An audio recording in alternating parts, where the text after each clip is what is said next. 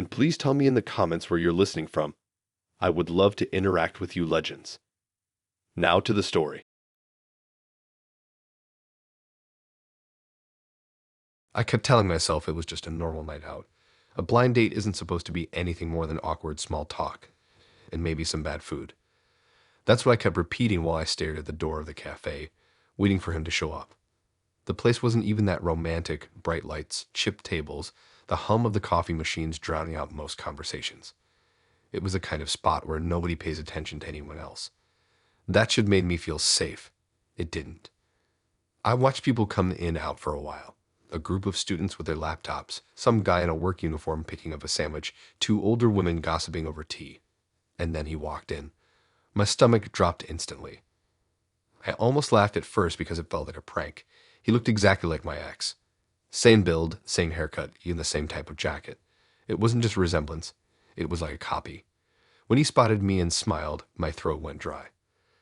That smile was burned into my memory from years of being forced to accept it. I'd left all of that behind, I thought. But now it was walking straight toward me. I told myself there was no way. Coincidence happens. People look alike. But when he sat down across from me, it wasn't just the face. It was the way he leaned forward, the way his fingers tapped against the table in a rhythm that used to keep me up at night. Even the way he cleared his throat before speaking. It wasn't like deja vu. It was like my ex had studied every single detail on himself and handed it off to this stranger. The date went on in a blur. I could barely hear what he was saying. My eyes kept bouncing between his face and the scar above his eyebrow, the exact same spot my ex had worn. I wanted to excuse myself and leap, but my body wouldn't move.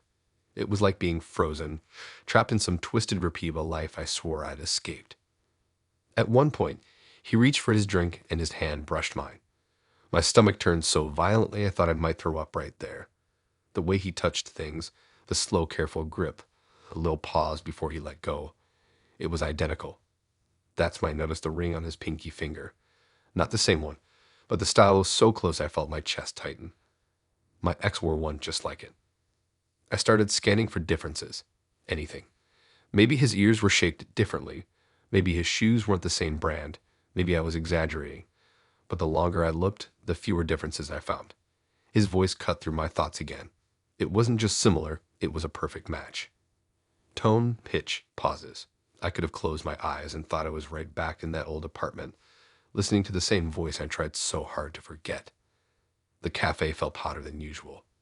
Every sound got muffled like cotton stuffed in my ears. My eyes darted to the exit, but I couldn't bring myself to stand. The idea of walking out with him watching me made my skin crawl. So I stayed.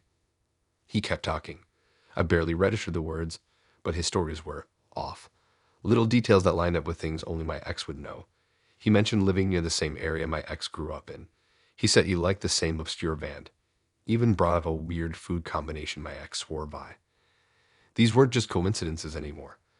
My heart started racing so loud I thought other people might hear it. I tried to steady my breathing to remind myself this guy was technically a stranger. But it felt rehearsed, like he'd gone through notes and perfected every piece of my ex's personality. The more I listened, the more it felt like he wasn't here to date me. He was here to replace someone I thought I'd finally cut out of my life. When he excused himself to go to the bathroom, I finally snapped out of it. I grabbed my bag, shoved my chair back, and practically bolted for the door. My hands were shaking so bad I struggled to push it open. The air outside was cold, sharp, and I gulped it down like I'd been underwater for hours. I didn't look back. I walked fast, cutting down side streets, not caring it looked suspicious. My phone buzzed in my pocket. I didn't need to check it to know who it was. The thought of his name lighting up my screen was enough to make me want to smash the phone against the pavement. When I finally got home, I locked the door and sat on the floor against it. My chest felt hollow. I kept replaying his face, his voice, the way he moved. All of it matching too closely. My rational side said maybe I was projecting, maybe trauma does weird things with recognition. But then I remembered the scar, the exact placement. The same rhythm of his tapping fingers. The little smirk he gave me when he first walked in. Those weren't just accidents. I tried to convince myself I'd never see him again. But part of me knew I wasn't that lucky. If he studied my ex that perfectly, then he'd study me too. And I couldn't shake the thought that maybe it wasn't just a look-alike. Maybe it was him hiding behind a different name, waiting to see if I'd notice.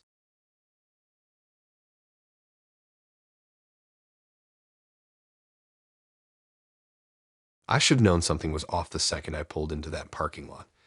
It was way too empty for a Friday night, just a few scattered cars under buzzing lights that kept flickering like they couldn't decide if they wanted to stay on.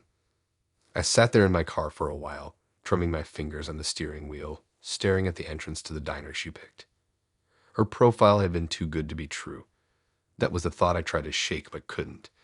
Every picture looked like it belonged on some magazine page, not a dating app. She messaged first, asked all the questions, even remembered little details about my day. No girl ever came off that interested in me that quickly. But I ignored all that because, honestly, I just wanted to believe someone like her would want to sit across from me even for a night. So I waited. 10 minutes passed. 15. I checked my phone, scrolled back through the messages, reread the part where she said she'd be in a red jacket so I'd recognize her right away. Nobody in a red jacket walked through the doors. A couple came in holding hands. A family of 4 dragged their kids in for late pancakes. No red jacket. After 25 minutes, I gave up sitting inside my car. I decided to go wait by the entrance just to make sure she didn't think I'd bailed. The cold air hit me right away and I shoved my hands in my pockets. The lot was quiet except for the buzzing lamps. Every sound felt loud. The scrape of my shoes, the hum of an engine from a car parked way in the back. That's when I noticed them. 3 guys leaning against a beat-up sedan not too far from the exit. At first, I thought they were just smoking or messing around, but the way they all turned their heads at the same time when I stepped out, it felt intentional, like they'd been waiting for something or someone. I tried to ignore it, pulled out my phone, checked again. No new messages. I typed a quick one asking if she was running late. Nothing came back. I kept glancing at the diner door, hoping I'd see that red jacket. The longer I stood there, the more obvious it became. She wasn't coming. The guys started moving. Slow at first, like they weren't in a rush, spreading out across the lot. My stomach sank. I knew then this wasn't random. One cut to the left, another to the right, and the third walked straight toward me. They weren't smiling or talking, just closing the distance. I thought about running back to my car, but one of them was already blocking the path to it. I thought about heading into the diner, but the one on the left angled himself so he was closer to the entrance than I was. It didn't need to say anything. Their steps told me exactly what they were doing. My phone buzzed. For a second, I thought maybe it was her. Maybe this was all a misunderstanding.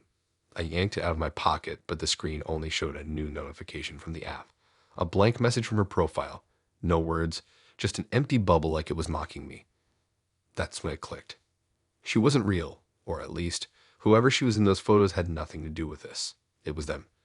They'd been behind the account the whole time. Every compliment, every little detail they remembered. It wasn't her being sweet. It was bait. I kept backing up, but there was nowhere left to go. My shoulders hit the cold metal of someone else's car. The guy in the middle stopped just a few feet from me. He didn't need to talk. His hand reached into his jacket, and I screamed. My heart stopped. Time slowed down in the worst way. I could see every detail. The scrape on his shoe, the glint of something metallic as his jacket shifted, the way his friends kept watch on the rest of the lot like they were making sure nobody else was around. I didn't wait to see what he pulled out. I darted sideways, scraping my arm against the car I'd been pinned to and bolted for the diner. My legs felt like they weighed 100 pounds each, but adrenaline pushed them faster. I didn't care about looking stupid. I just needed people around me. The door flew open, and I nearly crashed into a waiter carrying plates. Heads turned. I must have looked insane, breathing heavy, eyes wide, sweating in the middle of winter. But I didn't stop. I slid into the nearest booth, trying to blend in like I was supposed to be there the whole time. Through the glass, I saw them. The 3 of them had stopped at the edge of the lot, just standing there staring in. They didn't come closer, didn't try the door. They just stood under the buzzing light, all lined up like they wanted me to know this wasn't finished. I stayed in that booth for what felt like forever. Ordered coffee I didn't even touch. Pretended to scroll my phone. Every time I glanced out the window, they were still there. Eventually, they got back into the setting and drove off, slow, like they knew I was watching.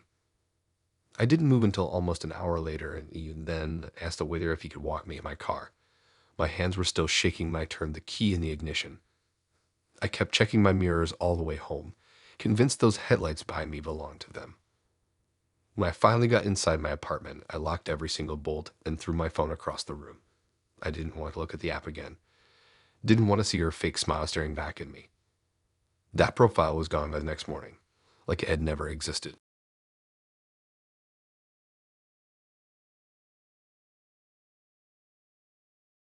The night started weird before it even really started. I met him outside the restaurant where we'd agreed to meet, but instead of heading inside like normal people, he waved his keys at me and said we should drive somewhere better. I wasn't thrilled, but he kept saying how much nicer the other place was, how it was quieter and less crowded. I didn't want to seem difficult, so I got in his car. That was mistake number one. It wasn't a bad car, just old. The kind of car where the seats smelled faintly of smoke, even if he swore he didn't smoke. The dashboard lights glowed faint orange, making the inside feel darker than it should have. He started driving like everything was fine, pointing out random streets, talking about places he used to hang out. I nodded along, but something in my chest already felt tight. We hit the first red light, and that's when I noticed it. The sound of the lock clicking down on my side. Not loud, but enough that it felt like it echoed in the tiny space of the car. I thought maybe it was automatic, like one of those cars that locks itself when it stops. But no, his hand had slid across his side of the console and pressed the button, just casually, like it was a habit. I ignored it the first time, told myself I was being paranoid. Lots of people lock their doors in the city. It wasn't unusual.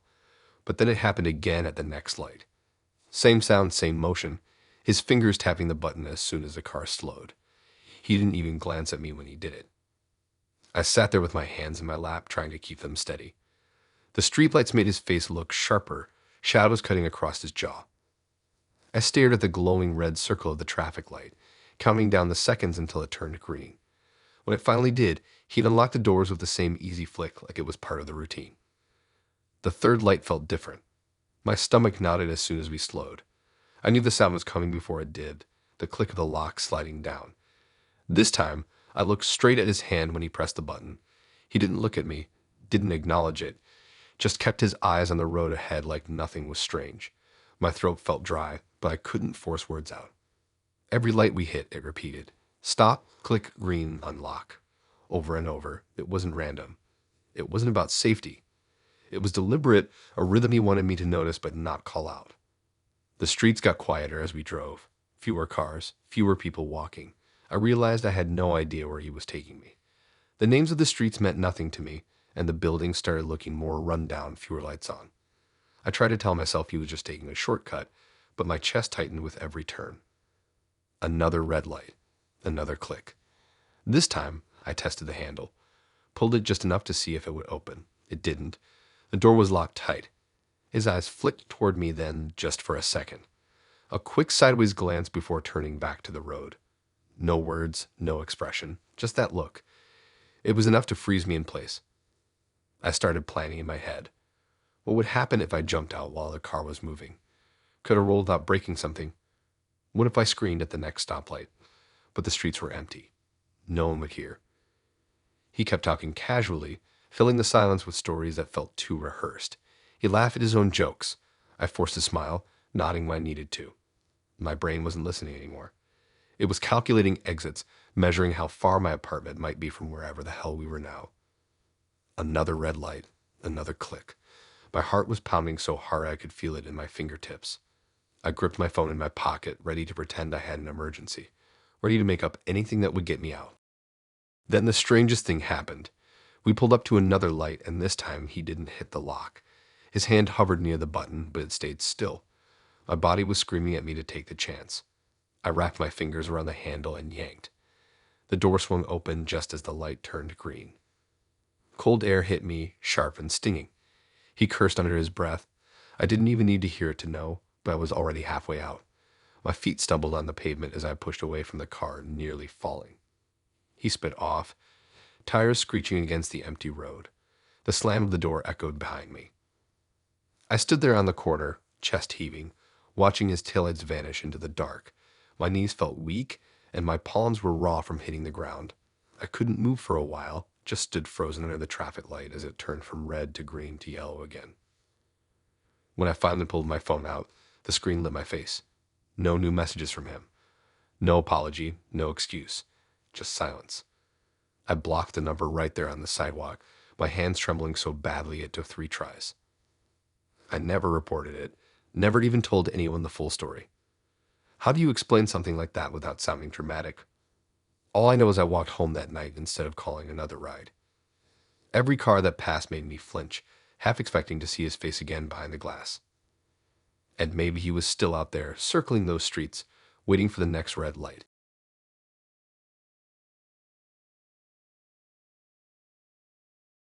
It started out normal enough. A little too normal, actually, which should have been my first clue.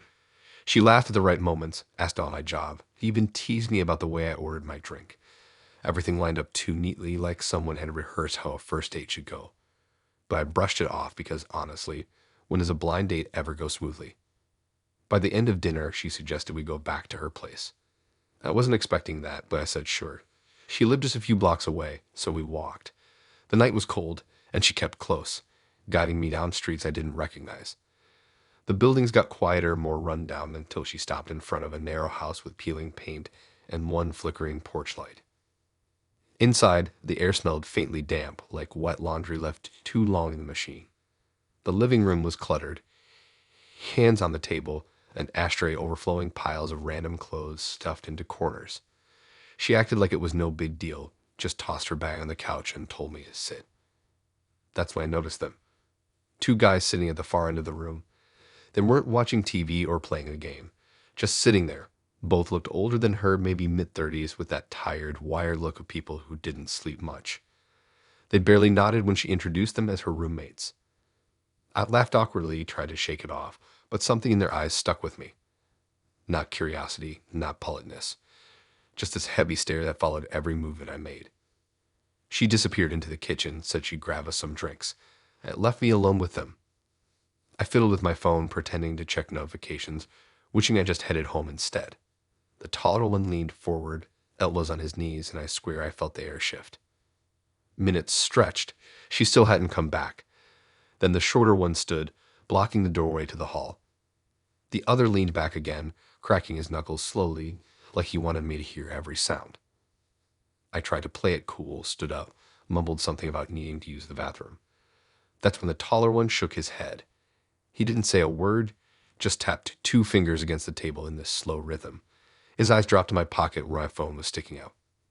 It hit me all at once. They weren't her roommates.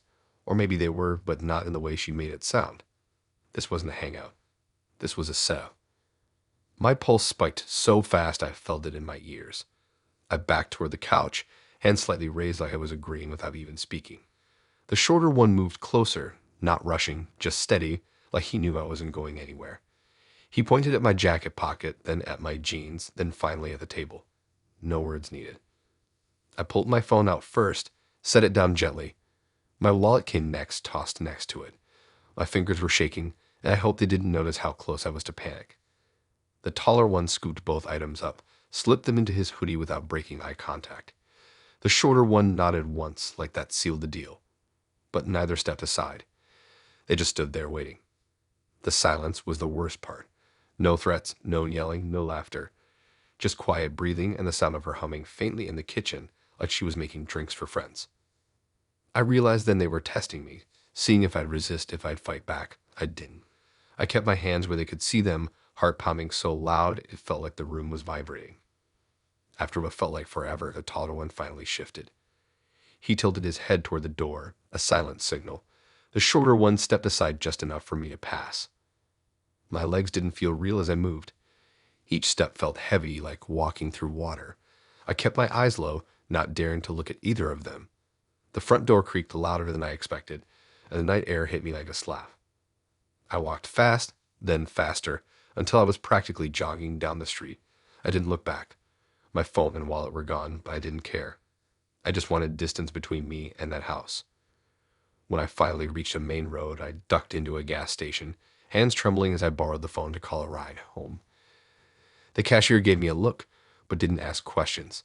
I must have looked pale, wide-eyed, like someone who'd just sprinted from a nightmare. I kept waiting for her to text, maybe some fake excuse about what happened. But nothing came. By the next morning, her profile was gone. Not unmatched, completely gone, like it had never existed. I never saw her again, but sometimes late at night, I think about the way those two men sat in that room. Calm, patient, like it wasn't the first time, like they'd done it before and would do it again.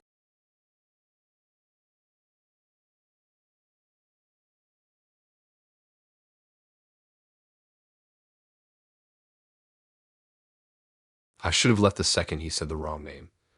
That was my first thought, sitting across from him in this dim little Italian restaurant that smelled more like old mop water than garlic bread.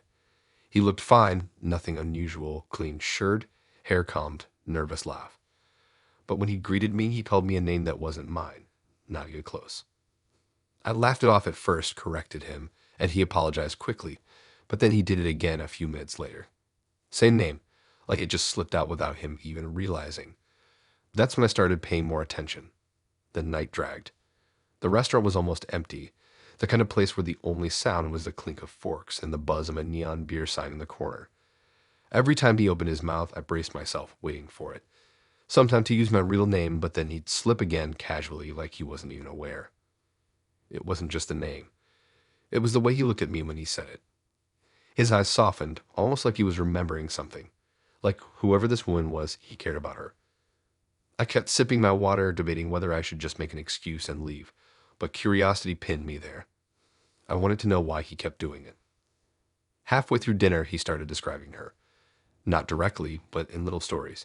He mentioned how she used to laugh at dumb jokes, how she always ordered pasta with red sauce, how she wore a necklace with a small pendant on it.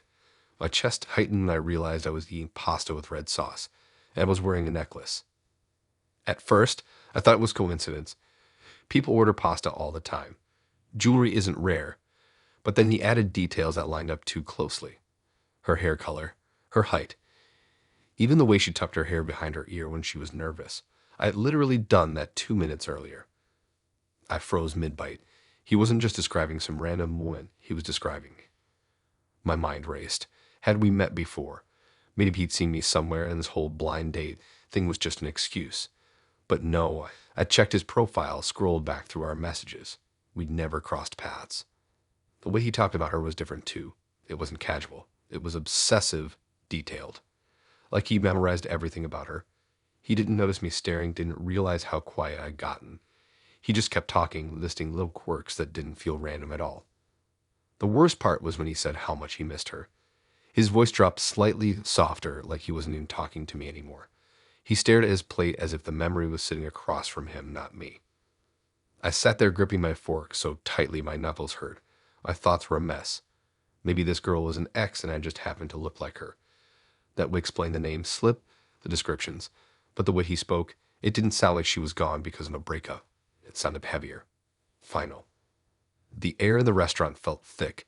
I scanned the room, counting exits, noting the old man eating soup 2 tables over, the waiter refilling drinks at the back.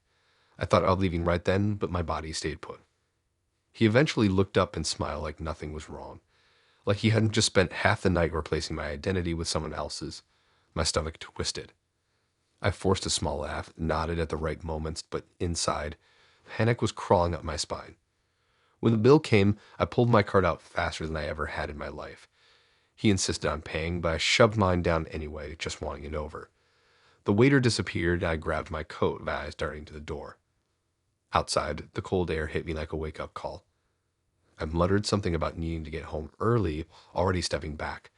But he leaned closer, his eyes narrowing just slightly, and said the other name again. Not mine, hers. The way he said it this time made my stomach drop. Not an accident, not casual, purposeful, like he wanted me to know he wasn't confused. I forced a quick goodbye and turned away, walking fast down the sidewalk. My heart pounded as I fumbled for my phone, pretending to check messages just so I had an excuse to stop near the busy corner. When I glanced back, he was still standing there, not moving, just watching me. I ducked into the first bus that pulled up, even though it wasn't heading toward my apartment. I didn't care. I just needed distance. My reflection in the bus window looked pale, my necklace catching the light as I adjusted my coat. I yanked it off and shoved it in my bag, suddenly sick of the sight of it. The bus jolted forward, and I finally exhaled. My hands were trembling so badly I had to shove them under my legs to keep still. The city lights blurred past, and I kept telling myself it was over. Just a bad date. Just a weird guy. But his words replayed in my head the entire ride. The way he described her. The way he stared at me when he said the name. And the sinking realization that whoever she was, wherever she was, I might have just sat across from the reason she wasn't around anymore.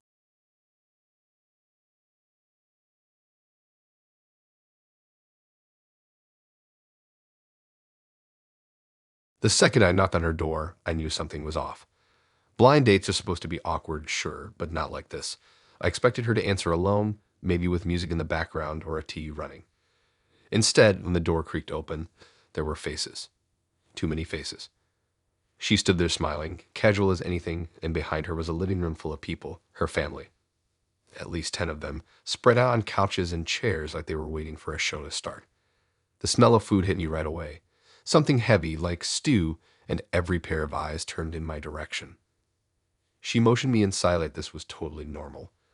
I froze on the porch, caught between stepping in and bolting. My brain tried to catch up. Maybe it was some kind of gathering. Maybe I just got unlucky and showed up on the wrong night. But when she introduced me, their stares didn't feel casual. It felt planned. The room was too quiet for the number of people in it. No one spoke, not even to each other. Just those heavy stares following me as I sat down on the edge of the couch. I felt like a bug under glass. Her dad, or at least the man who looked like he was in charge, leaned forward in his chair. His eyes never left mine. He didn't speak, but he didn't have to. The whole room was waiting for something. She sat down next to me, smiling like this was the most normal date in the world. My palms were sweating, and I kept forcing a laugh, trying to lighten the air, but nobody laughed with me. That's when the questions started. Not from her, but from them. Her mom asked about my job. Her uncle asked if I'd ever been arrested. Her younger brother asked how much money I made. The questions came rapid, one after another, with no space for me to breathe. I answered, stumbling over my words, hoping it would calm them. It didn't. Each answer just led to more. My hometown, my parents, my past relationships, even things I'd never talk about on a first date. I glanced at her, waiting for her to step in, but she just smiled and nodded along, like this was exactly how it should go. At one point I tried to stand, said I needed some water. Her dad's eyes flicked to the door, then back at me. The younger brother shifted closer, blocking my way without moving his chair. I sank back down fast. My chest was tight, and every muscle screamed at me to run, but the unspoken message was clear. I wasn't leaving until they were done. The questions got darker. They wanted to know about fights I'd been in, mistakes I'd made, things I wasn't proud of. Every answer felt like digging myself deeper. Their faces didn't change. No nods, no reactions, just more questions. Time stretched. The stew smell turned sour in my stomach. My mouth was dried, but I didn't dare ask for water. I noticed small details, the clock ticking too loud, the curtains drawn tight, the way her younger sister whispered something into her mom's ear, and both looked at me like I was an insect. I tried to laugh again, tried to say it was late, that I had work in the morning, but her uncle leaned back, folding his arms, and said nothing. The silence was worse than words. Eventually, the dad spoke. His voice was low, steady, like someone used to being obeyed. He asked if I cared about her. I nodded quickly, too quickly. He asked if I hurt her. I shook my head so hard it made my neck ache. And he asked why I came. The question hung heavy in the air. My brain scrambled for an answer, something simple like, to get to know her. But the way he stared at me made my throat close up. I muttered something about wanting to meet her, my voice breaking halfway. The dad leaned back slowly, eyes still locked on mine. Then he gave the smallest nod. Almost invisible, but enough that the room seemed to loosen. Her brother leaned away from the door. Her mom stood and disappeared into the kitchen. A few of them started whispering to each other, breaking the silence for the first time. She turned to me then, smiling sweetly, like none of it had been strange, like this was just a regular night. My body screamed at me to get out.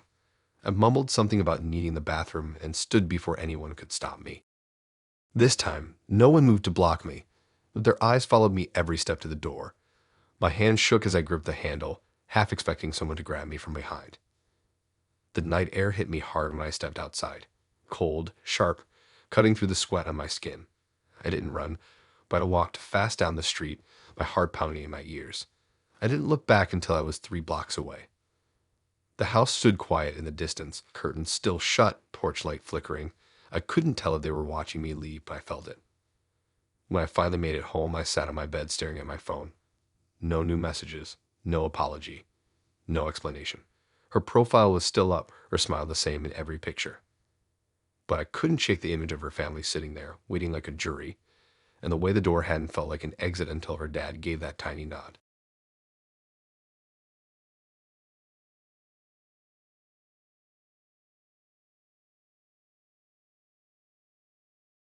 I thought going back to his place for a drink would be harmless. He seemed normal enough through dinner. Quiet but polite, told me about his job, laughed at my dumb stories. Nothing screamed danger. When he asked if I wanted to stop by his apartment for a nightcap, I hesitated for half a second, then said yes. It was close by, and I figured one drink wouldn't hurt. The building itself looked fine. A little old, one of those brick complexes with buzzing lights in the hallway and mailboxes that had been pried open too many times. He led the way up 2 flights of creaky stairs, chatting about the neighborhood like I wasn't already second-guessing myself. The second he opened the door, I smelled something strange. Not bad, not rotten, just stale, like air that hadn't been moved in a long time. The place was neat, too neat. Couch cushions lined up perfectly, books stacked evenly, no dishes in the sink. It didn't look lived in. It looked staged. I walked inside slowly, pretending to admire the place. He poured us drinks in the kitchen while I drifted toward the living room. That's when I noticed the wall. At first, I thought it was just a collage of random photos. But when I stepped closer, my stomach dropped. Every single picture was a selfie. Not of him. Of women. There must have been at least 50 of them, maybe more, covering the wall in uneven rows. Different faces, different hairstyles, different outfits. But they all had the same look. Half-forced smiles, eyes that didn't match the expression, like they were pretending for the camera. None of them looked happy. I scanned the wall, heart thudding louder with each photo. Some looked like they were taken outside, some in cars, but most were indoors. And in more than a few, I recognized the same background. His apartment. The same couch I was standing next to. The same kitchen counter. The same ugly beige curtains. I couldn't move at first. My brain was trying to piece it together. These weren't random friends. They weren't family. They were women. Past dates. Dozens of them. He came back in with 2 glasses, humming like everything was fine. I forced a smile and turned slightly so I wasn't blocking the wall, hoping he wouldn't notice how stiff I'd gone. My palms were sweating so badly I nearly dropped the glass he handed me. I tried to act casual, sipping slowly while my eyes flicked back to the wall. The faces blurred together, but the feelings stayed the same, uneasy, forced wrong. They didn't look like happy memories. They looked like trophies. He sat down on the couch, patted the seat next to him. I lowered myself onto the edge, gripping my glass like a lifeline. My mind was racing. I needed to leave. But how? If I got up too fast, he'd notice. If I made an excuse, would he believe me? I kept glancing at the wall, and that's when I noticed something worse. The most recent photos, the ones closer to the bottom, looked fresher, clearer, and the expressions weren't just unhappy. They were frightened. Subtle but there. Tight smiles, wide eyes, lips pressed together too firmly. I realized I was staring too long, so I snapped my gaze back to my drink. My throat was dry, but I couldn't bring myself to swallow. My pulse hammered in my ears. He leaned back, relaxed, sipping his own drink, like this was the most normal night in the world, like he didn't have a wall of women watching us. I needed a plan. I set my glass down gently on the table, mumbling something about using the bathroom. He pointed down the hall without hesitation. I stood up, legs shaky, and forced myself to walk steady. The bathroom was small, spotless, almost sterile. I locked the door and leaned against the sink, breathing hard. I pulled out my phone, but there was no signal. Too many walls, maybe, or maybe something else. My fingers trembled as I stuffed it back in my pocket. I splashed water on my face, trying to think. Leaving through the bathroom window wasn't an option. It was painted shut. My only choice was to walk back out there and hope I could make it to the door. When I finally unlocked the door and stepped into the hall, I froze. He was standing there, leaning against the wall casually like he'd been waiting. His smile didn't reach his eyes. I muttered something about needing to head home early. His smile didn't move, but his eyes flicked past me, toward the living room. Toward the wall. I don't know if he saw my expression earlier or if he just knew, but the silence between us felt heavy. I grabbed my coat from the chair, slipped it on quickly, and headed for the door. My hands shook as I fumbled with the lock, but I forced myself not to rush too obviously. The click of the opening felt louder than it should have. The cold hallway air hit me like a lifeline. I stepped out, muttered a thanks over my shoulder, and shut the door before he could say anything. My legs didn't stop moving until I was on the street, heart pounding, scanning every window to make sure he wasn't watching. When I finally got home, I collapsed on my bed, staring at the ceiling. My phone buzzed once. A new message from him. Just a single photo. A selfie. Of me. Taken earlier that night when he'd asked me to smile over the camera to remember the night. I didn't respond. I deleted the app, but I couldn't delete the thought of my face joining the wall.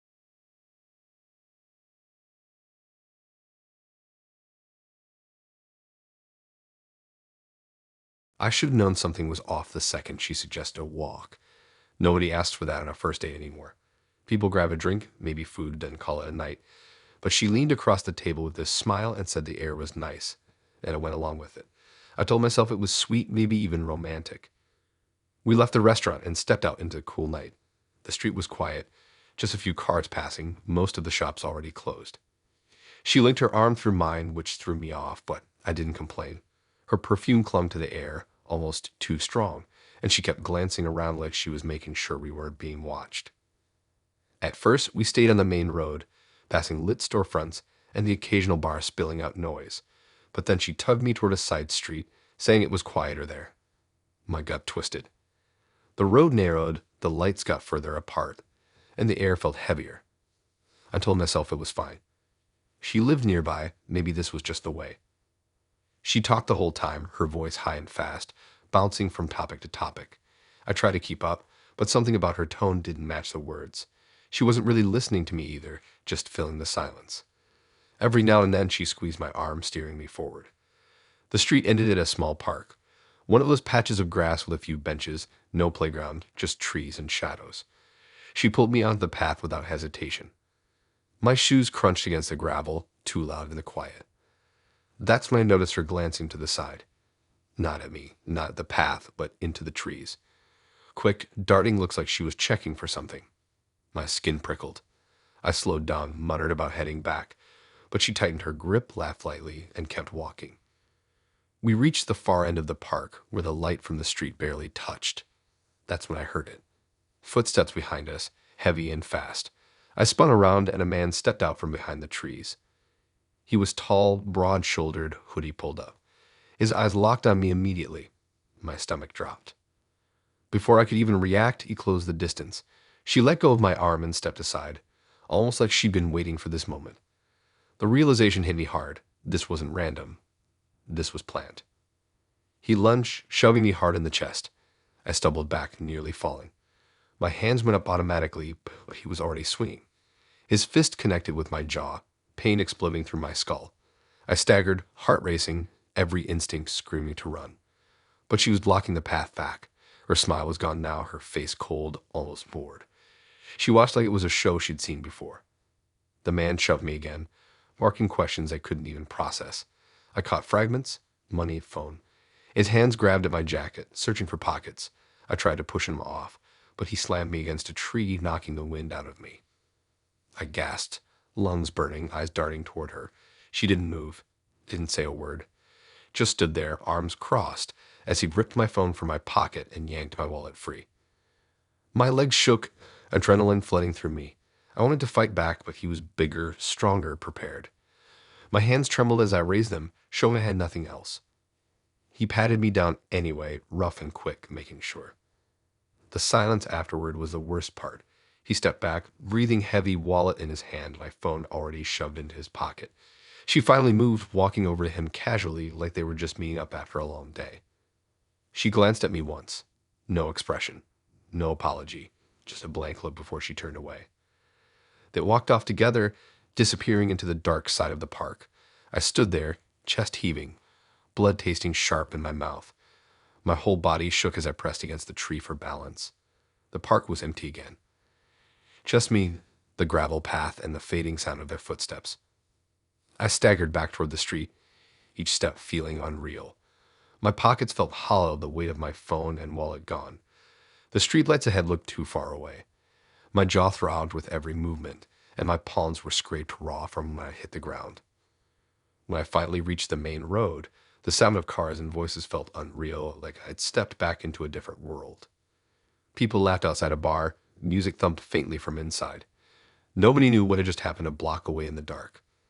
I walked until my legs gave out, finally sinking onto a bus bench. My reflection in the glass showed a split lip and wide, glassy eyes. My hands wouldn't stop shaking.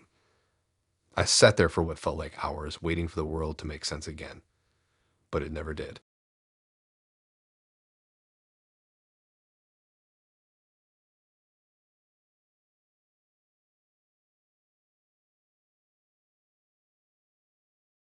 I thought the night was going all right. Nothing amazing, but not a disaster either. She was pretty, had this easy laugh that made me feel like I wasn't bombing the conversation completely. We picked a quiet little cafe, not fancy, but not a dive either. The kind of place with scratched wooden tables and soft music playing too low to recognize. I'd brought my laptop bag with me because I came straight from work. Dumb move, but I didn't think twice about it. I slid it under my chair, zipped tight, my wallet stuffed inside the sleeve. Safer there than in my coat pocket, I figured. We talked about normal stuff, jobs, music, food. She kept her phone face down on the table, glancing at it every so often like she was waiting for something. I chalked it up to nerves. Everyone scrolls too much anyway. She wasn't drinking much, just poking at the glass, ice melting faster than she touched it. I thought maybe she just wasn't a big drinker, but now thinking back, it was like she wanted to keep a clear head. I didn't notice then. I was too busy trying to sound interesting. After about an hour, she excused herself, said she needed the restroom. I nodded, joked about not ditching me, and she smiled before walking off. I watched her weave through the tables, her hair catching the glow of the hanging lights. She didn't look back. While she was gone, I finished the last of my drink and flagged the waiter. I wanted to get the bill squared away before she got back. Didn't seem like a big deal, just something polite to do. The waiter brought the slip, and I stood to pay at the counter. Took maybe 3 minutes tops. I even left a bigger tip than usual because I wanted to look decent. When I came back, I froze. The chair across from me was empty. Her coat was gone. My laptop bag was gone. For a second, my brain just stalled. I stood there with the receipt in my hand, staring at the space under my chair like maybe I'd shoved it further back without realizing. I crouched, checked the floor. Nothing. I glanced around the cafe. A couple in the corner, an older man with a newspaper, a group of students with textbooks. No one looked suspicious. No one looked like they'd just watched my date grab my stuff and walk out. I sat down slowly, heart pounding. Maybe she'd gone to the bathroom and taken my bag with her by mistake. That thought didn't even make sense, but I clung to it for a minute. I waited. 5 minutes, 10. No sign of her. Finally, I got up and asked the waiter if he'd seen the woman I was with. He frowned, said she left a few minutes earlier. Just walked out the door. That's when it sank in. She wasn't coming back. I stumbled outside into the cold air, scanning the street. Nothing. Just cars passing, people hurrying along. My bag was gone.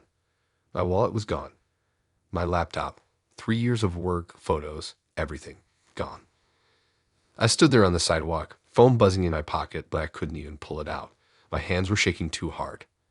When I finally checked, the app still showed our chat. Her profile picture smiling up at me, her messages still there. I typed out a quick one, something stupid like, "Hey, where'd you go?" No response. I walked the block twice, searching every corner like maybe she'd ducked into a shop. Maybe she'd still be nearby. Nothing. By the time I gave up, the cafe lights felt like they were spotlighting me, exposing how pathetic I looked standing there alone. By the time I got home, the profile was gone. Not unmatched, completely deleted, like she'd never existed. I sat on my bed staring at the blank screen of my spare laptop, trying to piece it together. The whole night replayed in my head, every detail that I'd ignored. The way she kept glancing at her phone. The fact she'd barely touched her drink. The way she leaned down casually near the table once, like adjusting her bag. She'd been planning it from the start. The worst part wasn't even losing my stuff. It was realizing how easy it had been for her. How I'd walked right into it without a clue. She smiled, made me laugh, and then gutted my night in under an hour. I didn't even call the police right away. I just sat there in silence, replaying her smile, her laugh, the fake nervousness that now seemed rehearsed. Eventually, I filed a report, but even as I gave the details, I could tell from the officer's tone they'd heard stories like mine before. A fake name, a fake account, a clean getaway. I never saw her again. But every time I go into a cafe now, I catch myself checking the floor, making sure my bag's still there. And every time someone excuses themselves to the restroom, I feel that sick twist in my stomach, waiting for the empty chair when I look back. It only took her one night to teach me how fast a normal date can flip into something I keep replaying forever.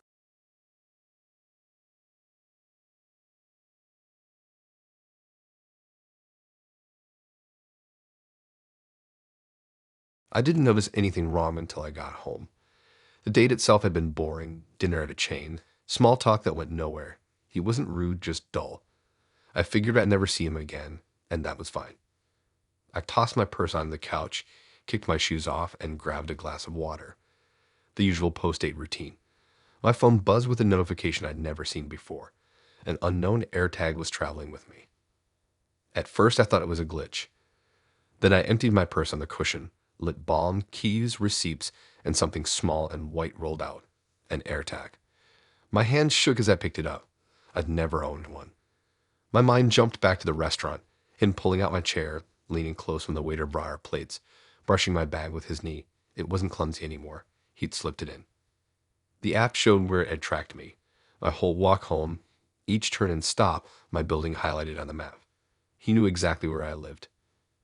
Panic hit hard. I wanted to toss it or smash it, but the thought of setting off some alert stopped me. If I destroyed it, would he get a ping? If I threw it away, would he know which trash bin I'd used? I didn't want to trade one danger for another. I turned the lights out and sat in the dark, curtains closed tight. Every noise outside, cars, footsteps, felt amplified. I considered calling a friend, calling the police, but the late hour, the strange nature of the claim made me hesitate. A one-off date with a tracker. Would anyone take that seriously? The cold logic stung. This was deliberate. He hadn't come to charm me. He came to track me. The thought made my skin crawl in a way nothing else had. The tag buzzed my phone again. Still attached to me, still moving. I set it on the table and stared at the white disc as if it might jump back to life. My brain filled with images, him parked around the corner, watching my window, smiling at his screen. Minutes stretched. I paced, checked the locks, imagined moving out for the night. Every plan felt flawed. I pictured him following in the car, the tracker updating his map if I tried to run. The simplest options, stay with a friend, book a hotel, felt fragile, like they could be undone with a single notification.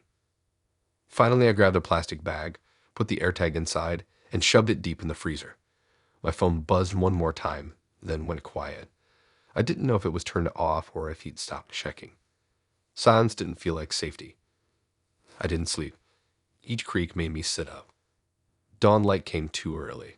I pulled the bag from the freezer, the device frosted at the edges, and drove it to a gas station 3 towns over. I threw it into the outside trash bin and watched till it disappeared among wrappers and cups, then drove home with my hands trembling on the wheel. By afternoon, his profile had vanished from the dating app. No messages, no trace. Erased like he'd never existed. That was almost worse. At least with a name you could report something. With nothing, you had the feeling of being a ghosted violation, with no paper trail. I tried to act normal, to go to work, to answer emails. At my desk, my colleagues asked if I was okay.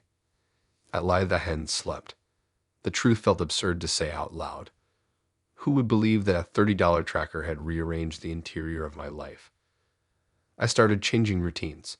I took new paths to the gym and keyed the lock with my left hand instead of my right. I bought a cheap signal blocking sleeve and slipped my wallet inside it before putting things in my bag. Small rituals made me feel less out of control, like I'd stapled the edges of my life back together. Months passed and the panic eased into a new normal.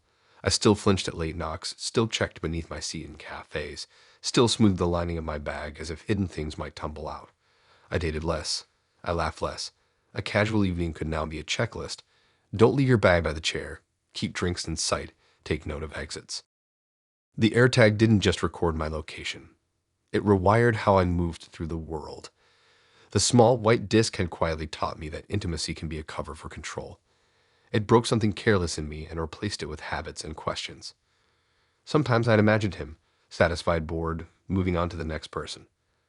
Other times I thought he was still watching, that his map still had a fading dot that represented the last place he tracked me. I wanted to believe that my trip to a far-off trash bin ended the story.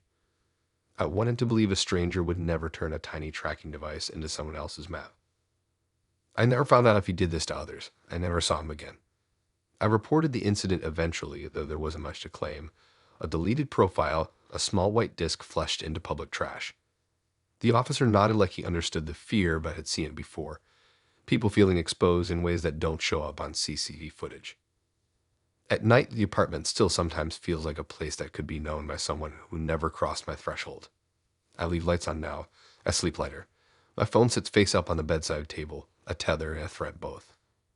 The date was a dinner, one small ordinary thing that became the hinge for everything that followed. A white circle in the trash bin, one of 1,000 objects people don't think twice about, until it's not theirs and someone else is watching.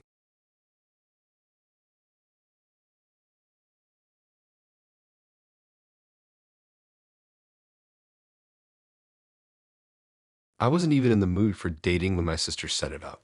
She came bouncing into the kitchen one morning with that look, the one where I knew she'd already decided my entire week for me. She said she had this guy who was perfect, that he was sweet and funny, the kind of person I needed to meet. I rolled my eyes, told her to stop trying to run my life, but she didn't budge. She pushed his name at me like it was a gift. Jason. I caved eventually. Honestly, I caved because it was easier than fighting. Blind dates have always made me uncomfortable. I don't like walking into a room with someone who knows I'll be there, waiting, watching for me to arrive. But my sister wouldn't let it go, and I figured, what's the worst that could happen? Worst case, I get a free meal and a story to complain about later. I got to the restaurant a little early, not because I was excited, but because I didn't want the awkward moment of him waiting on me. The place was small but kind of nice dim lights, had fake candle glow at every table.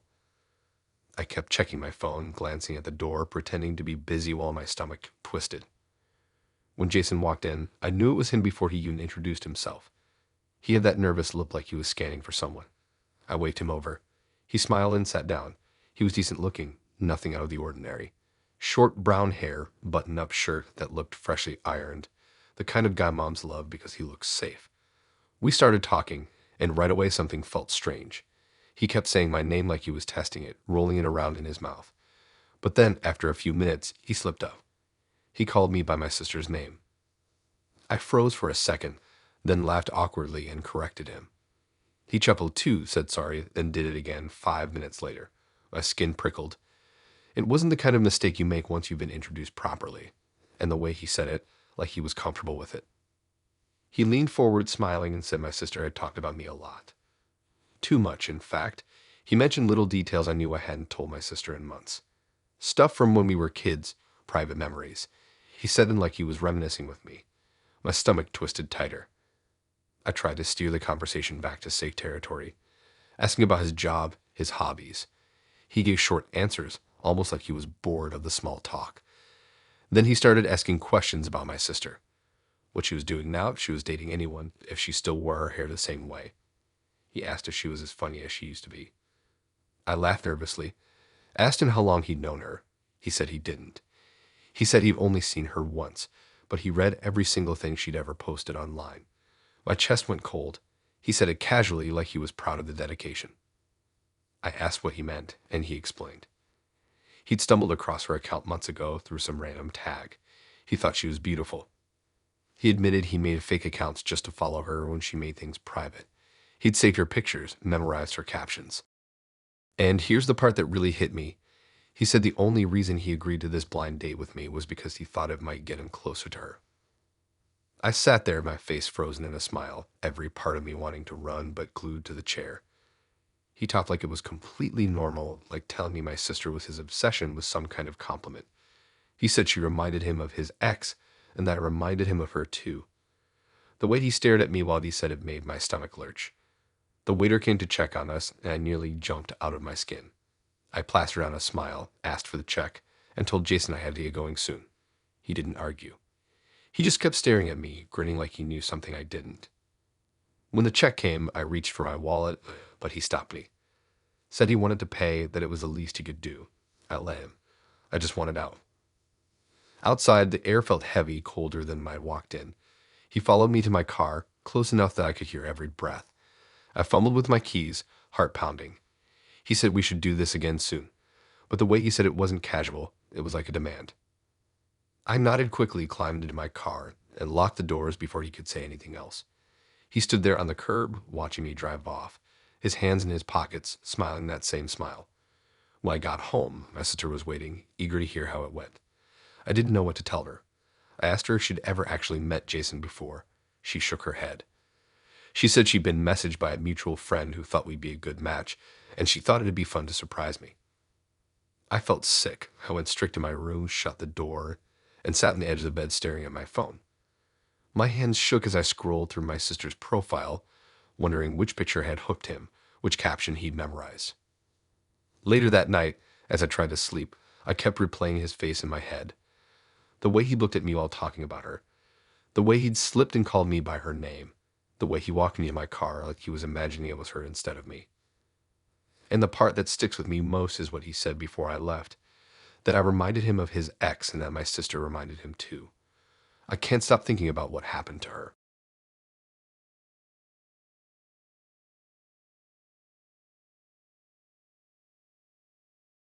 People at work never mind their own business. That's how this whole blind date thing even started. I was just trying to eat lunch in peace when my coworker Dan leaned across the break room table with that grin of his and said he had someone I had asterisk to meet. He wouldn't stop talking about her, how she was perfect for me, how she was funny and real and not like the women I usually went for. I don't even know what that means, as I'm not exactly some serial dater. But Dan pushed and pushed until I caved. He set it up for Saturday night, said her name was Chloe.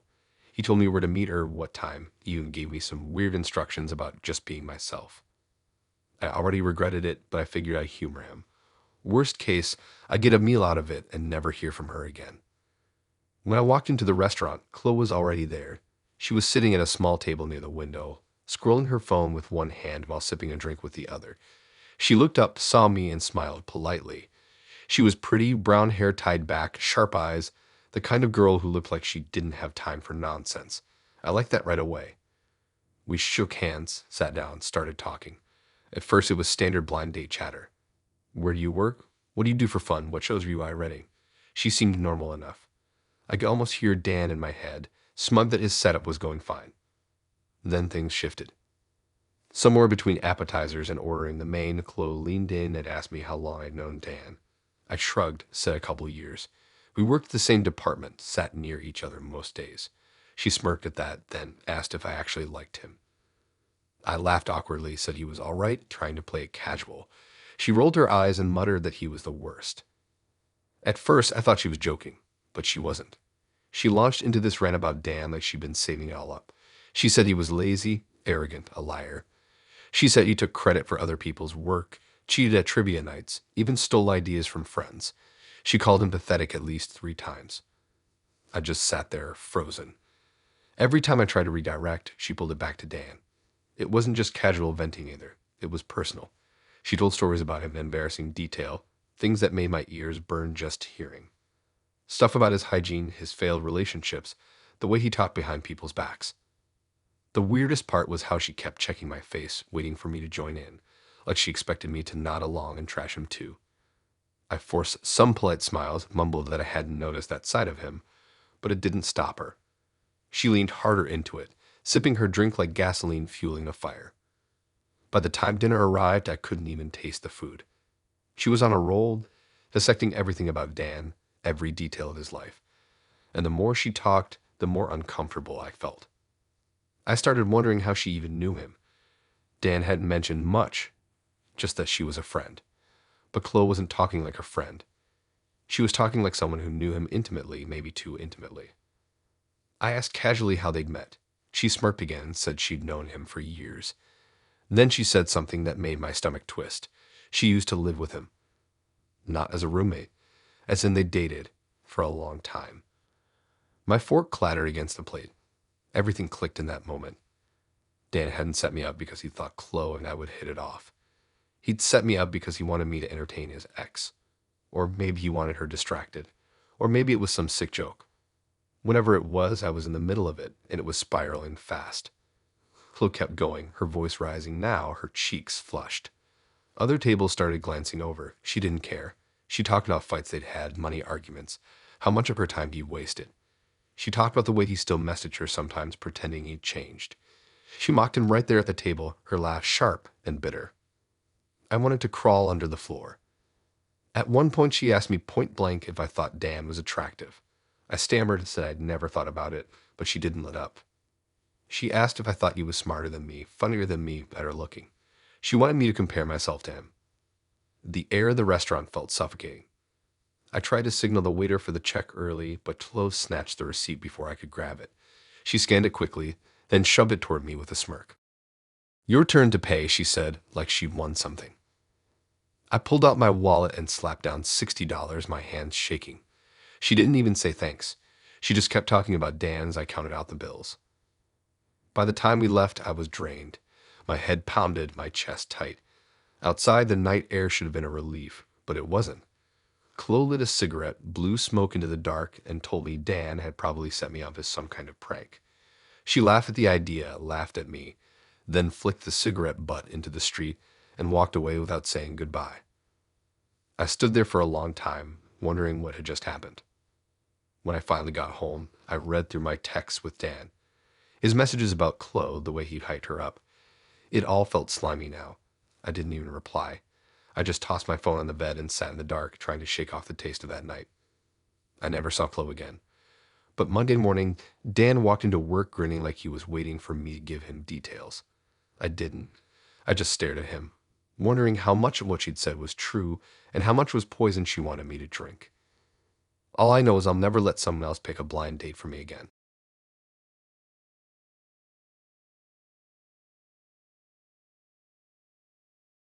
My mom has this habit of meddling, and not in the harmless way either. She thinks she's the best matchmaker in the world, always trying to pair me off with a nice boy she somehow knows from church or through one of her endless groups. I told her 1,000 times I wasn't interested, that I wanted to figure things out myself. But she never listens. So when she told me she'd arrange a blind date with a family friend named Daniel, I didn't even argue. I just rolled my eyes and said fine. Sometimes it's easier to get it over with than fight her about it for days. She gave me a whole speech about how Daniel was respectful, stable, hardworking, the kind of man women dream about. That should have been my first warning. My mom's definition of dream guy usually means boring, safe, and 30 years older in personality. Still, I got dressed, drove to the restaurant, and promised myself I'd stay for one drink before making up an excuse to leave. Daniel was already there when I arrived. He stood to greet me, all polite with his tight smile. He was tall, clean-shaven, button-up shirt, tucked perfectly into slacks like he was interviewing for a job. He pulled my chair out before I could even sit, which I guess some people would find charming, but it felt more rehearsed than genuine. We ordered drinks. I went with a simple cocktail. He ordered water with lemon. Right away, he started asking questions, not even about me, but about my future plans. Did I want kids? How many? How soon? I laughed nervously, said I hadn't thought that far ahead. He nodded seriously, like he was taking notes. He said women my age should be thinking about it carefully. My stomach tightened. It felt less like a date and more like a job screening for the role of wife. The food came, and he barely touched his plate. Instead, he grilled me like an attorney. What did I think of marriage? Did I see myself live in the city forever or moving to the suburbs? Did I believe in traditional roles in a household? He asked how I felt about finances, if I thought men should be the providers. I pushed food around my plate, my appetite gone. He kept leaning closer, his tone serious, his eyes locked on mine like he was waiting for me to say the wrong thing. At one point, I tried to steer the conversation somewhere normal. I asked what he'd like to do for fun. He looked confused, like the question didn't make sense. He shrugged and said he worked a lot, went to church, sometimes watched the news. That was it.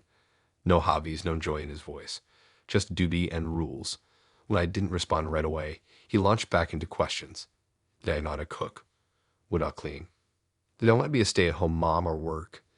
Every answer I gave, he judged silently, lips pursed, nodding like he was grading a test.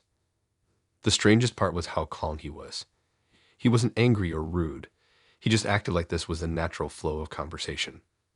Like on a blind date, it's normal to interrogate someone about how quickly they can bear children.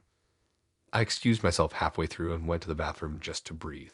I texted a friend, told her the guy was a nightmare, and begged her to call me with a fake emergency. She promised she would. I stared at my reflection for a while, wondering how I could survive the rest of the night without screaming. When I came back, Daniel smiled politely and asked if I felt better. My friend hadn't called yet, so I sat down again, praying the night would end soon. Then he did something that made my skin crawl. He pulled out a little notebook from his pocket and opened it. Inside, I saw scribbles, bullet points, lists. He looked at me and asked if I minded if he checked a few things. My blood went cold. He started ticking things off: age, job, education, family background. He asked me to clarify certain details so he could make sure it matched. I realized then this wasn't a date at all. It was an assessment. My mom hadn't set me up with a man who wanted to meet someone. She'd set me up with someone looking for a wife like he was shopping for a refrigerator. My phone buzzed finally, my friend calling. I jumped on it like it was a lifeline. I apologized to Daniel, said I had to go, that something urgent had come up. He frowned slightly, closed his notebook, and stood. He insisted on walking me out. Outside, the air was cool, but it didn't calm me down. He walked right beside me, hands in his pockets, still talking about how important it was for women to make decisions early. He said my mom had told him I was serious about settling down. I wanted to scream. When we got to my car, he reached out and touched my arm lightly. He told me I had potential. That was the word he used, potential, like I was a project, not a person. He said we'd talk again soon. I forced a smile, slipped into my car, and locked the doors. He stood there on the curb, notebook still in hand, watching me as I pulled away. At home, I confronted my mom. I asked her what on earth she was thinking. She waved it off, said Daniel was a good man, and I should give him a chance. She said he came from a strong family, that he was stable, that I was being too picky. I wanted to throw my phone at the wall. She didn't understand what it felt like to sit across from someone who looked at me like a checklist instead of a human being. That night, I lay in bed staring at the ceiling, my mind replaying his questions, his notebook, the way he'd said I had potential. I couldn't shake the feeling that he wasn't done, that he already filed me away in his mind as an option. I read somewhere once that people like Daniel don't want partners. They want control. Sitting there across from him, being measured like livestock, I felt that truth in my bones. I never answered when he called again.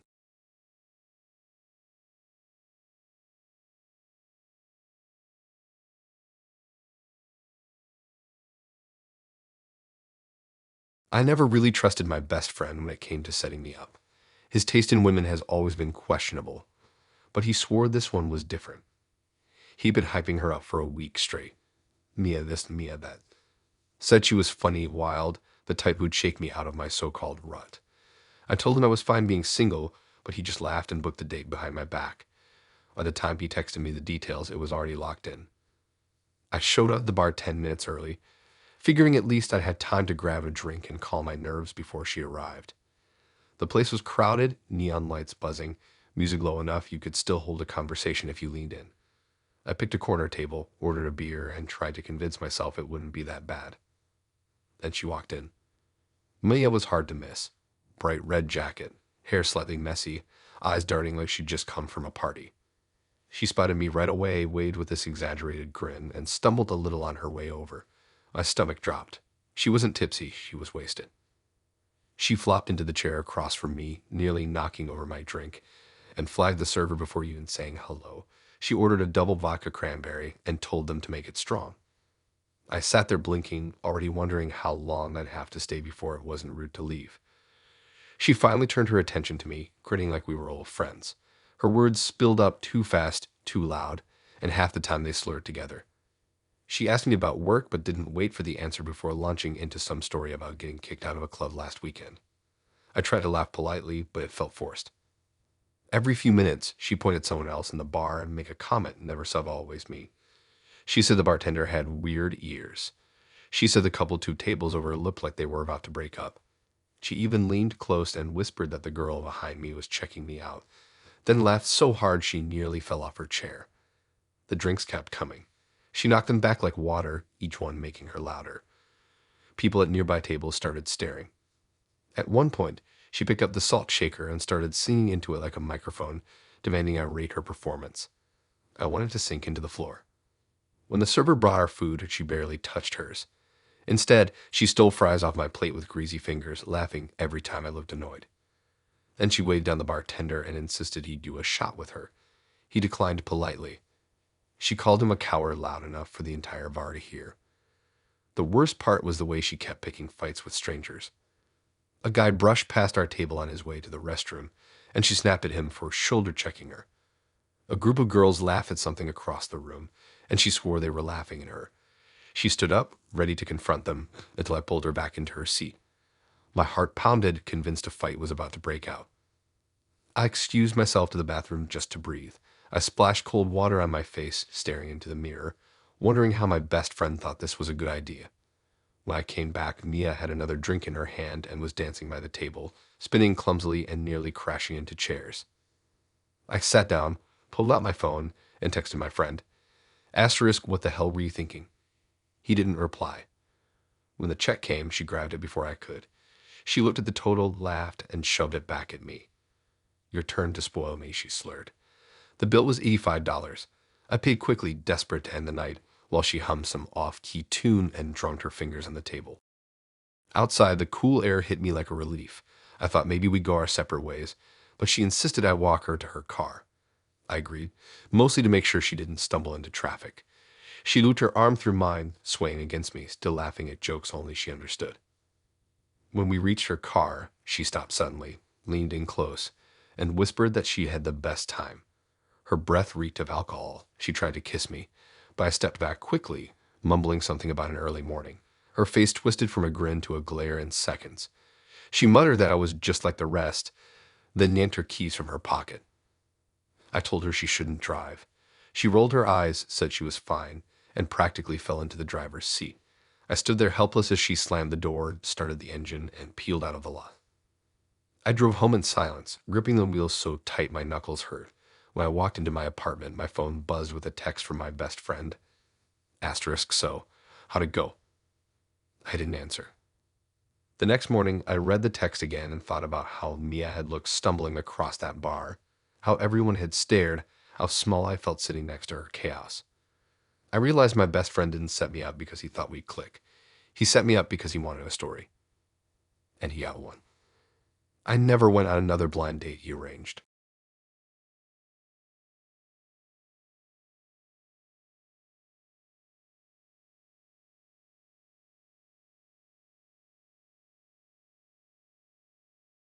Blind dates are awkward enough when there's only two people involved. Add a third, and it turns into some twisted social experiment. I didn't know that walking in, though. All I knew was my cousin had set me up with this guy named Adam, swearing he was sweet, polite, a gentleman. I figured it couldn't be worse than the dating apps, so I agreed. The restaurant wasn't fancy, just one of those mid-tier places with dim lighting and tables packed too close together. I walked in, scanning for him, nerves bubbling in my chest.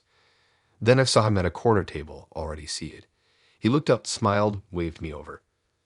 Adam wasn't bad looking. Average height, dark hair, clean shirt.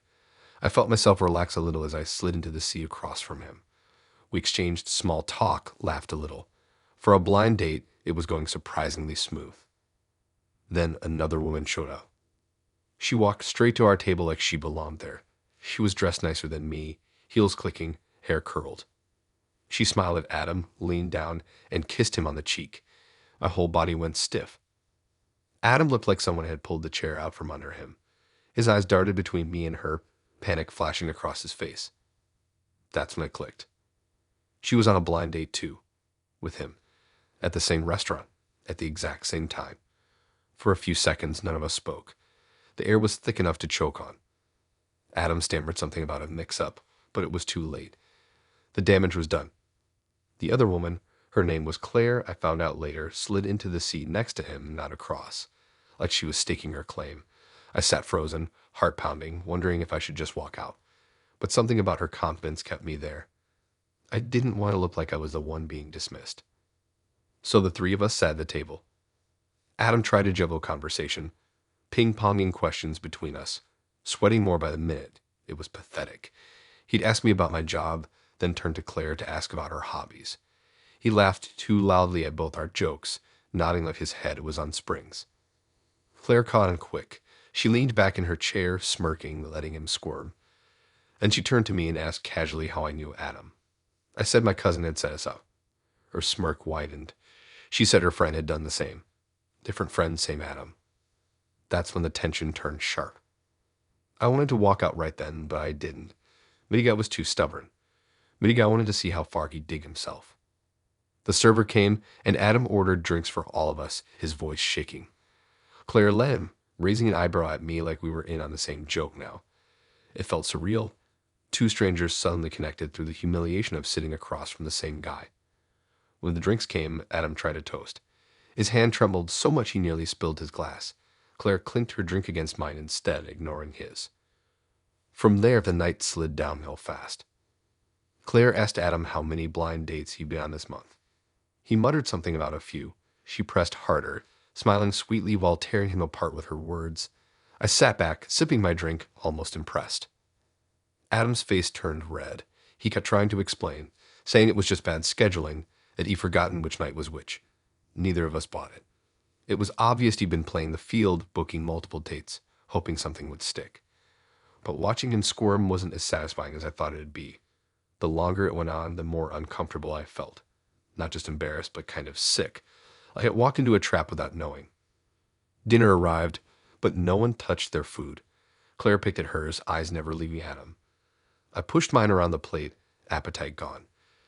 Adam tried to force bites down, but his fork clinked against the plate too loudly, his hand shaking. At one point, Claire leaned across the table and asked me directly if I wanted to leave.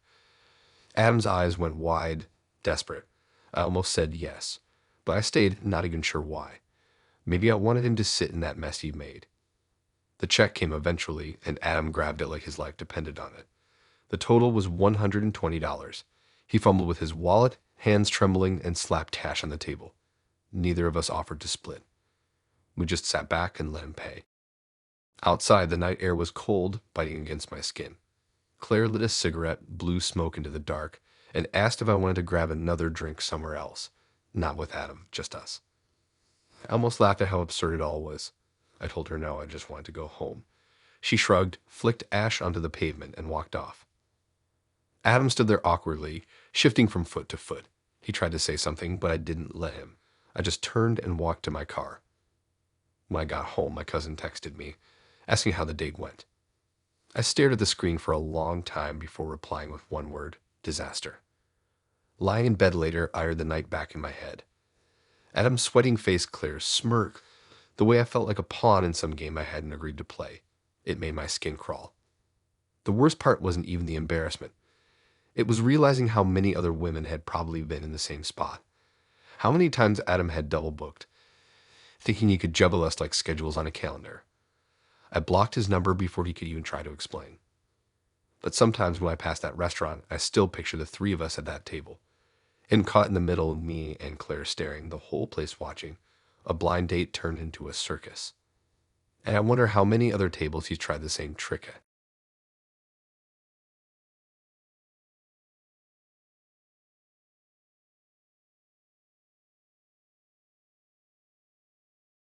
I wasn't even supposed to be on that date.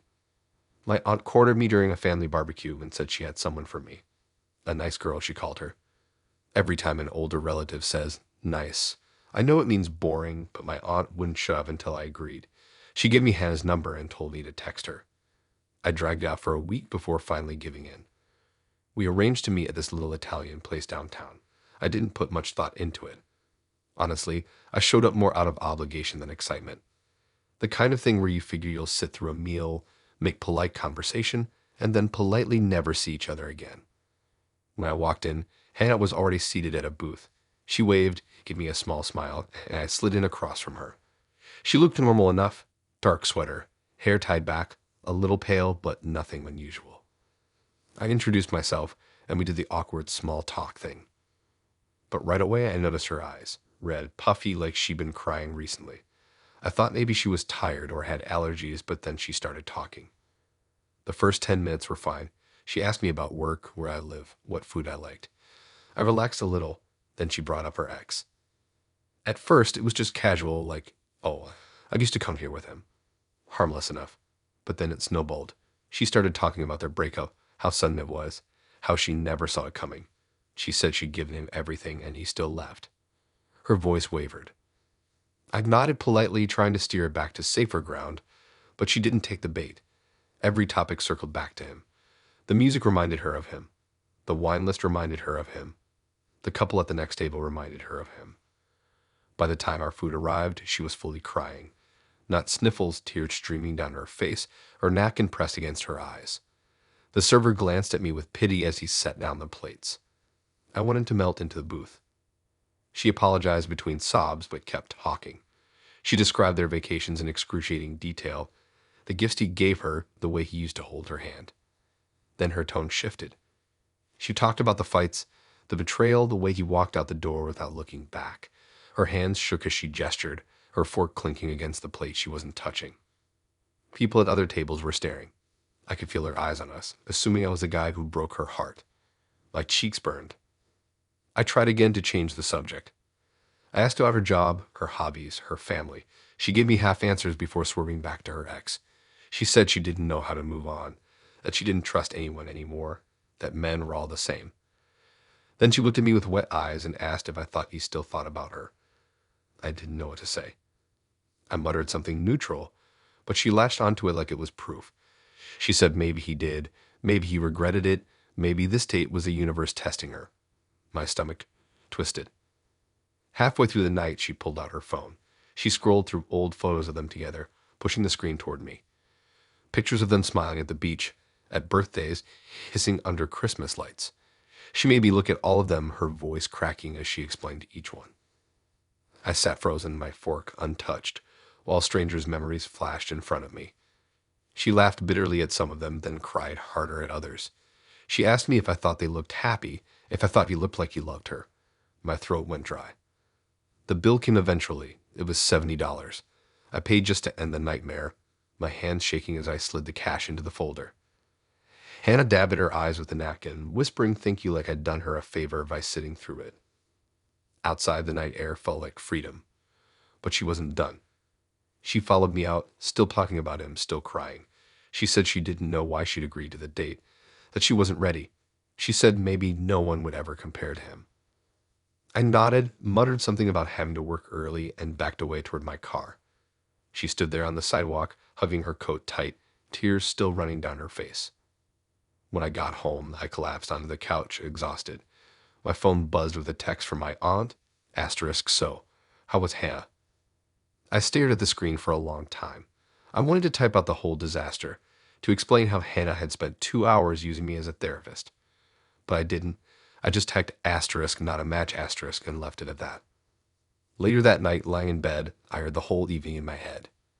The puffy eyes, the photos, the way she kept saying his name like it was carved into her throat. I realized she hadn't been on a blind date at all. She'd been on a memorial service for her relationship, and was the unlucky stranger sitting in the front row. And the worst part, I don't even remember what my food tasted like.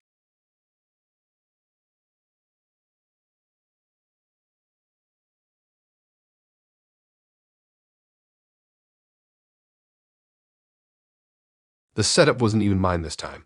My parents were the ones who arranged it, and by arranged, I mean they basically bullied me into showing up. They'd been on this kick about how I wasn't putting myself out there enough. Every family dinner, they found a way to bring it up. Then one night, my mom casually mentioned that she already had someone in mind.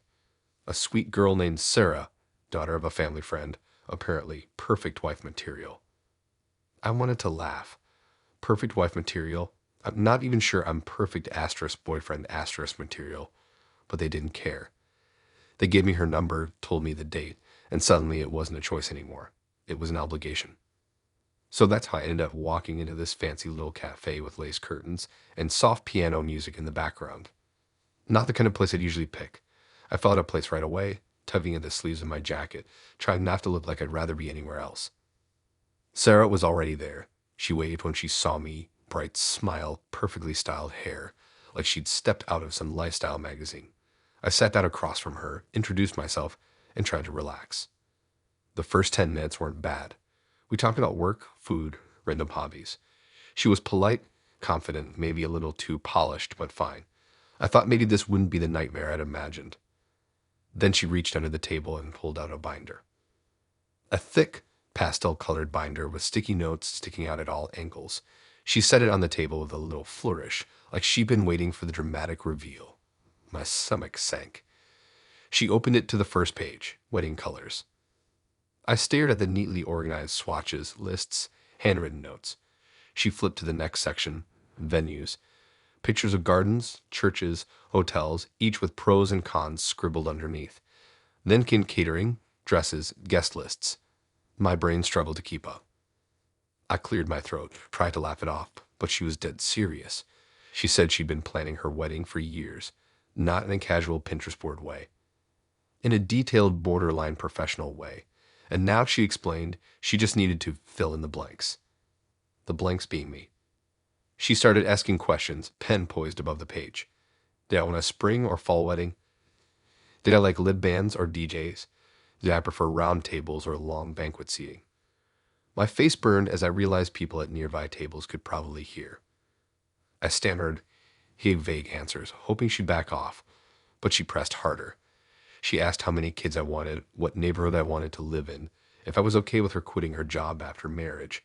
She even asked if I'd be comfortable merging bank accounts immediately. I tried to steer the conversation back to something normal, but she circled back every time. It was like the binder had sucked her brain dry of anything else. She flipped to a section labeled Future Plans. Inside were bullet points: buy a house within 2 years, having kids by 30, family vacations every summer. She looked me dead in the eye and said she'd hoped I was serious about settling down. My throat went dry. The food arrived, but I couldn't even touch it. She, on the other hand, ate calmly between questions, like this interrogation was just another step in her carefully crafted timeline. She asked if my parents would help pay for the wedding. She asked if I had student loans. She asked if I had health insurance that would cover maternity care. Every answer I gave, she wrote down neatly in her binder. My name, my finances, my preferences, all cataloged in ink. At one point, I excused myself to the bathroom, splashed cold water on my face, and stared at my reflection. My hands shook. I read back through the night in my head, wondering how I'd gone from grabbing dinner with a stranger to basically auditioning for Husband of the Year. When I came back, she was flipping to a page marked Honeymoon Ideas. Beaches, mountains, cities. She asked which sounded best. I muttered something about not thinking that far ahead.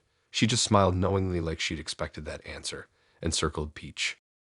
The check came eventually. It was $65. I paid quickly, just wanting it to be over. Sarah didn't even reach for her wallet. She tucked her binder back into her bag, humming cheerfully like the night had been a smashing success. Outside, the air was cool, the streetlights buzzing faintly. She walked with me to the curb, binder clutched against her chest like a prized possession. She said she had a wonderful time and that we'd pick this up soon. My stomach nodded. I smiled weakly, mumbled something polite, and escaped into my car. When I got home, my parents were waiting. They asked how it went, eyes shining with hope. I didn't have the energy to explain the binder of the interrogation, though it had felt like a piece of property being inspected. I just said it wasn't a match. They looked disappointed, muttered about me being too picky. Later, lying in bed, I couldn't stop picturing that binder. The pages, the lists, my answers scribbled in ink. My life condensed into bullet points, slotted into her pre-written story. And the part that chilled me most, she wasn't asking if I wanted any of it. She was just checking if I fit into the plan she already had.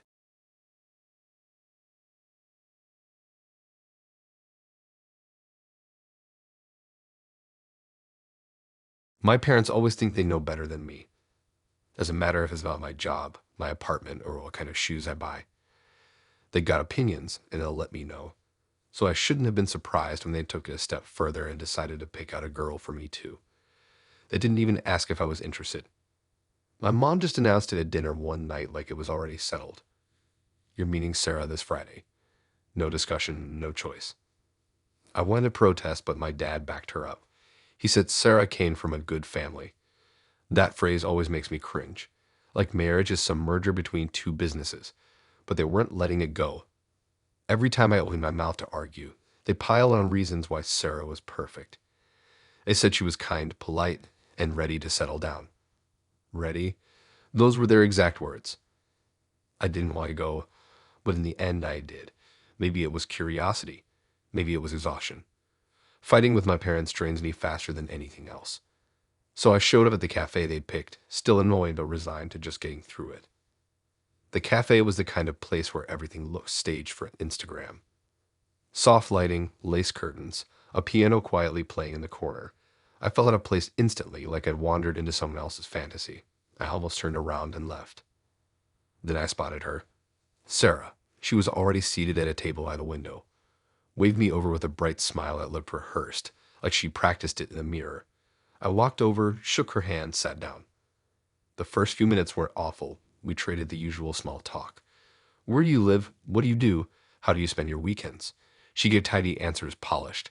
I started to think maybe my parents had overhyped her, but at least she wasn't unbearable. Then she pulled out the binder. It was thick, pastel pink with sticky notes sticking out at every angle. She placed it on the table like it was holy scripture. My stomach sank before she even opened it. The first page was color swatches, wedding color swatches. Pale blues, creams, dusty rose. Each labeled neatly. She flipped to the next page, venues, churches, gardens, hotel ballrooms, each with bullet points under them. I blinked, stunned, while she tapped the page with her pen and asked which I liked best. I thought she was joking. I forced a laugh, but she wasn't joking. She turned another page, guest lists, then catering, then seeing charts. She explained that she'd been planning her wedding for years. All she needed now was the right person to fill in the role of husband, and she was very clear that she hoped I'd take it seriously. My throat went dry. People at nearby tables could probably hear her. My face burned. I mumbled vague answers, hoping she'd switch topics, but she doubled down. She asked if I wanted a spring or fall wedding. She asked if I thought lib bands were better than DJs. She asked how many kids I wanted and how soon. I tried to steer it somewhere normal and asked her about her favorite shows or books, but she brushed it off like it wasn't important. She turned to a tab labeled Future Plans. It had bullet points. Buy a house in 2 years, have kids by 30, start a college fund immediately. She asked if I'd be fine with her quitting her job once kids arrived. She asked if I had loans. She asked about my health insurance and whether it covered maternity. Every time I gave an answer, she wrote it down in her neat handwriting. My life becoming bullet points in a stranger's binder. Food came, but I couldn't eat. I poked at my plate, my mind buzzing. She, on the other hand, ate calmly, like interrogating me about finances and children with just casual dinner conversation. At one point, I excused myself to the bathroom just to breathe. Splashed water on my face, stared at my reflection, read the night so far. I wondered if my parents knew she was like this, if they'd seen the binder and still thought she was perfect. When I returned, she'd flipped to a section marked honeymoon ideas. Beaches, cities, mountains. She circled beach after I hesitated. She smiled at me like she already knew all my answers before I gave them. Eventually, the server dropped the check. It was $65. I grabbed it immediately, paid without hesitation, and tried not to think about how much I wanted to run. Sarah didn't offer to split. She just tucked her binder back into her bag, humming like everything had gone exactly to plan. Outside, the air was cool, the street buzzing with quiet traffic. She walked beside me, still smiling, still clutching that binder like it was more important than me. She said she had a wonderful time, and that she looked forward to continuing where we left off. My stomach twisted. I muttered something polite, forced a smile, and slipped into my car as fast as I could. She waved, binder pressed against her chest, and walked off into the night. When I got home, my parents were waiting. They asked how it went, excitement in their eyes. I wanted to yell to tell them about the binder, of the way she grilled me like I was applying for a position in her life plan. But I didn't. I just said it wasn't a match. They looked disappointed, called me picky, said I wasn't giving people a fair chance. I didn't argue.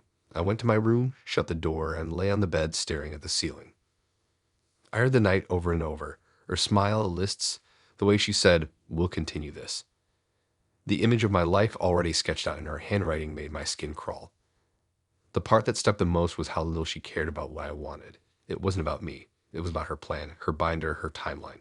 I was just a blank space she was trying to fill.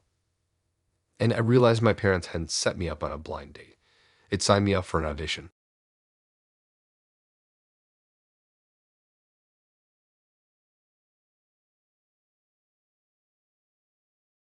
Blind dates have never been my thing, but my friend wouldn't shut up about this guy she knew.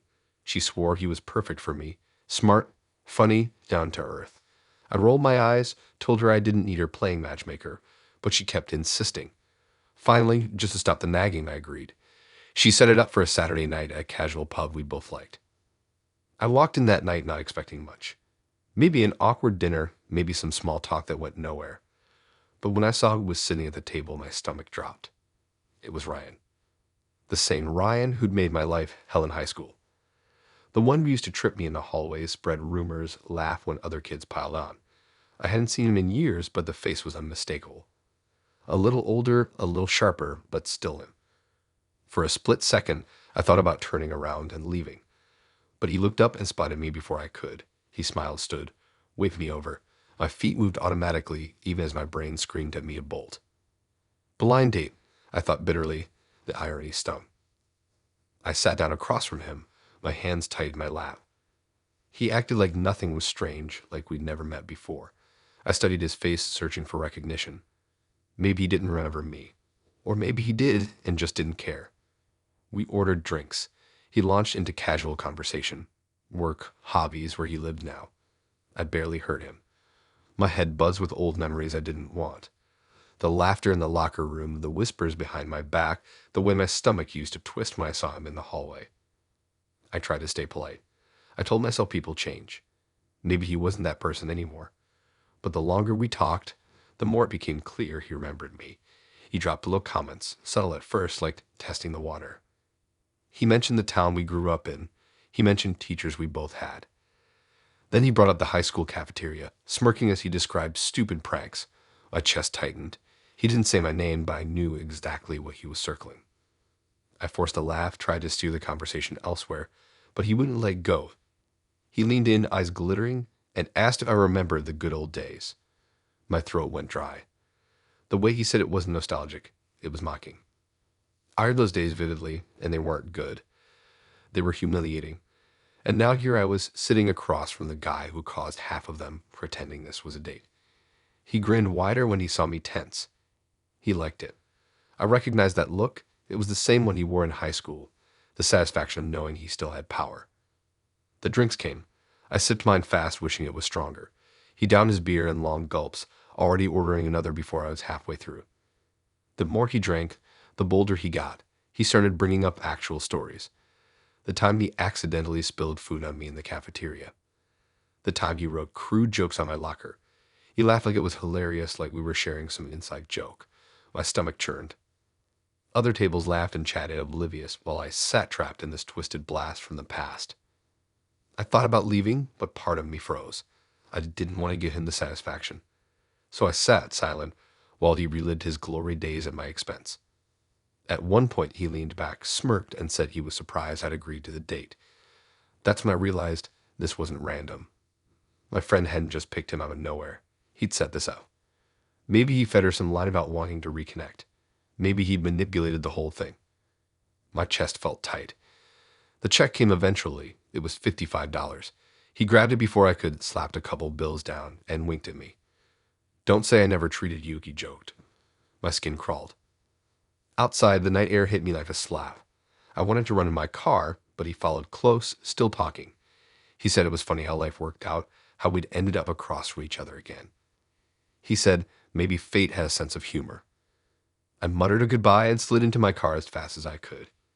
He stood there on the curb, watching, smirking like he'd won. When I got home, my friend texted, asking how it went. My fingers hovered over the screen. I wanted to rage, to tell her how awful it was, to ask if she'd known who he was. But I didn't. I just typed, "Never again." Lying in bed that night, I heard every detail. The smirk, the comments, the way he savored my discomfort. He hadn't changed. If anything, he'd just gotten better at disguising the cruelty as charm. The worst part wasn't the date itself. It was realizing he'd still gotten what he wanted. Even years later, he found a way to make me feel small again. And I hated myself for letting him.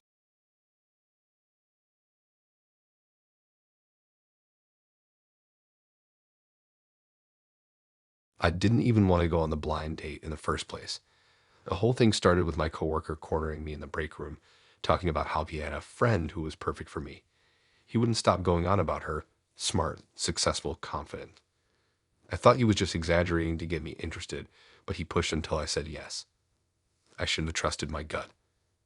Friday night, I walked into a small restaurant near downtown, the kind with exposed brick and low-hanging lights.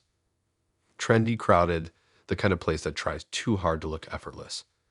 I scanned the room, looking for someone sitting alone, maybe glancing at their phone. That's when I saw her. Olivia. My chest tightened because I knew that face.